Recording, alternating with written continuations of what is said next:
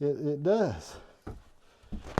And I enjoy it though. Undefeated people lose their desperation. You gotta take a few losses to get desperate again. You know? I agree. I agree. Well, I tell you what, Sir. I'm here today with a young man that I admire. Wow. I'm here with Lawrence Hayes today, and this guy is sharp as crap. Okay, he really is, and he got a memory too. And I watch you do weddings where you just pow pow pow pow, just rattle it off.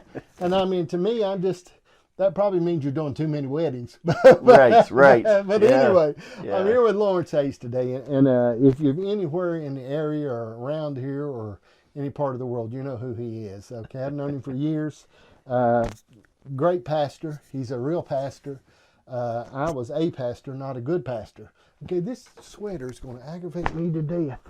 But I don't know if it's stylish because I want to go a little stylish I think today. it's stylish. Okay, I'll leave it Yeah, up. I think you're okay. Like Jesse Waters. Yeah. He leaves his collar. Yeah, you got to leave it up. Okay, all right.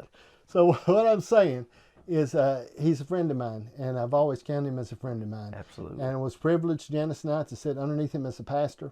It really was a blessing for us. And you're sharp in the mind. I mean, I really appreciate that and I admire that in you. Okay, I mean, you got that mind. You can rattle it off, and when you're preaching, you actually stay with the topic. That's pretty good. Well, okay? thanks. That's Definitely the goal. I would write it on an index card most of the time, you Yeah. know, and put it on the pulpit. Right. This is my topic, so I could keep going back and stay with it because I tend to go down a rabbit trail here or something like that, and Yeah. and do that. But I mean, I really did admire that with you. I mean, you know, and because sometimes it seems like in ministry, there's people that first thing you can go too long. Right. Okay. Right. And people are not with you Right. when you go that long. Yeah. I mean, you lose them. You lose them. You really can lose Yeah. people. I mean, but one time I was at the church when you were pastoring, and we were sitting there with you, and I had come and brought my little daughter-in-law and my son. We'd all come that morning, okay? Right. Yeah. And you were doing communion. Well, we'd laid out all night. Okay, we'd been at a horse show somewhere, Bradshaw Mountain or something. Got in time, take a shower. You know, I got one eye open. You know, I come in. You know, well, anyway, you was giving communion, and I fell asleep.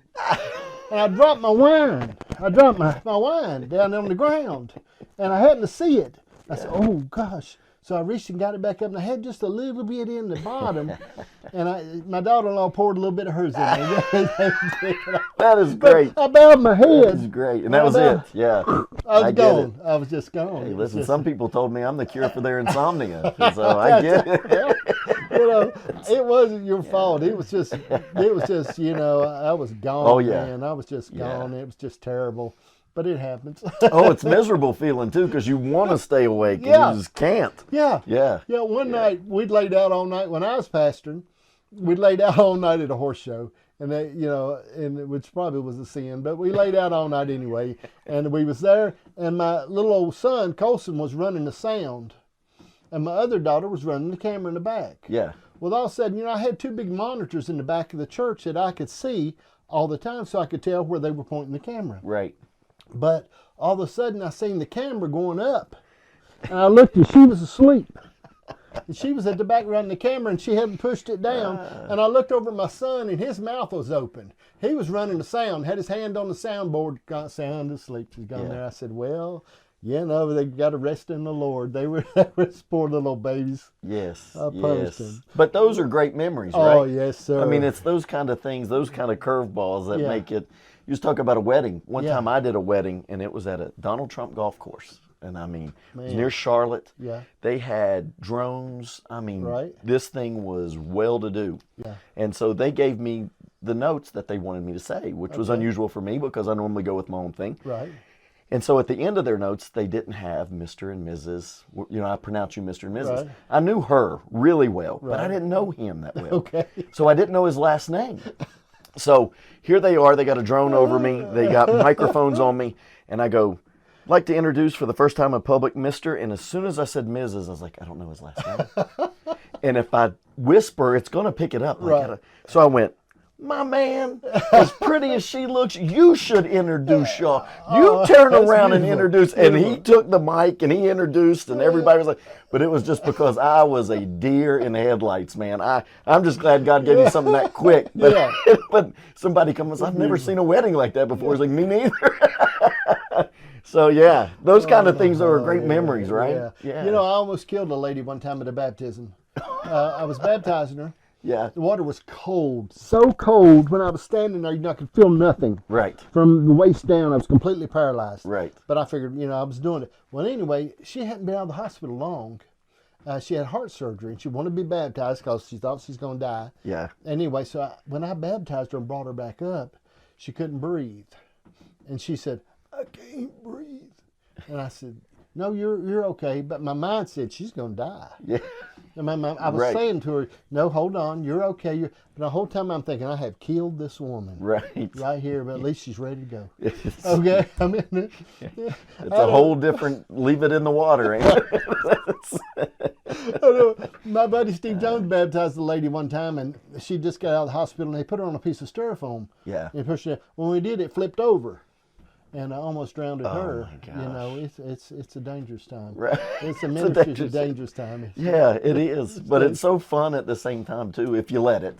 I think some people take it too serious. Not saying that you're not supposed to, but you got to take those things that come every now and then and enjoy. Yeah. I had and we're probably talking about stuff people don't. But anyway, there was a man by the name of Jack Long. He was a TV preacher for years.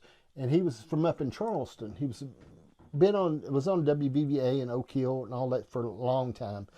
I loved him. He just was my buddy. Yeah. But we went to Mexico together, and we were in Mexico. We were down there for a while, and Jack had a rough life growing up, but he was in a foster home, almost like an orphanage, and a guy got shot while he was in there. A little boy got killed, and he gets telling that story.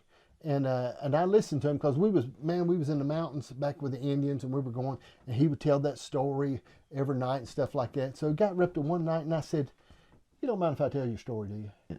He said, no, go ahead. I said, I believe I can do it better than you. Okay? So I got to tell him the story about the orphanage and stuff. Yeah. And I can do what I want. Old as I am, who cares?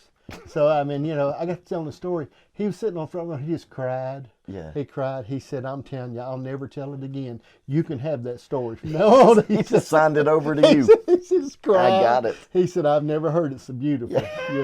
Well, I tell a lot of stuff because I can. Right. I just figure I can. You know what I mean? Absolutely. I talk about stuff. Yeah. I don't know. I enjoy my life, and I enjoy people. Oh. I think it's important, don't you? Well, somebody asked me one time, how do you love a God you can't see?